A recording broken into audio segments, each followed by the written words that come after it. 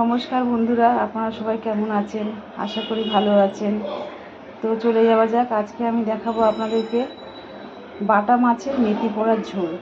তো এখানে আছে বাটা মাছ 4টে, আর এখানে আছে একটা বেগুন, একটা আলু পাতলা পাতলা করে কেটে নিয়েছি, 2টো কাঁচা লঙ্কা। খুবই সিম্পল রান্না, বিনা মশলা রান্না, খেতে খুব সুস্বাদু হয়। বাকিটা আপনাদেরকে দেখাচ্ছি। আমি এখানে হাফ চামচ নুন দিয়েছি, হাফ চামচ হলুদ গুঁড়ো দিয়েছি, দিয়ে মাছটাকে ভালো করে মাখিয়ে নেব। মাছটা মাখানো হয়ে গেছে। কড়াতে আমি অল্প তেল দিয়েছি, তেলটা গরম হয়ে গেছে। এবারে মাছগুলো এক এক করে ছেড়ে দেবো।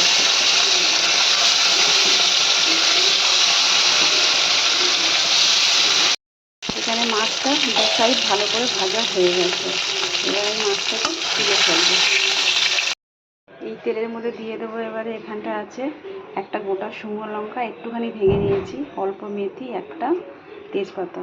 ভালো করে এটাকে ভাজতে হবে। এখানে ফোড়নটা ভালো করে লাল হয়ে গেছে। এবারে দিয়ে দেবো আলু বেগুন,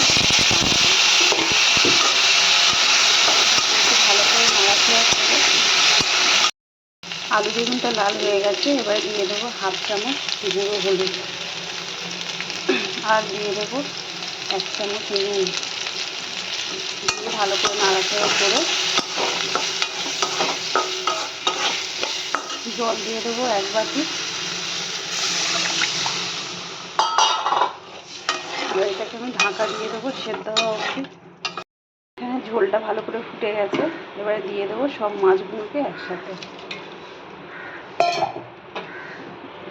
মাছগুলোকে দিয়ে আমি ঢাকা দিয়ে দেবো। 5 মিনিটের মতন ঢাকা দেওয়া থাকবে। বন্ধুরা, আমার মেথি পোড়া বাটা মাছের ঝোল রেডি হয়ে গেছে। খুব হালকা রান্না, খেতেও খুব সুস্বাদু হয়। আপনারা বাড়িতে বানিয়ে খেয়ে দেখবেন। ভালো লাগলে লাইক করবেন, শেয়ার করবেন।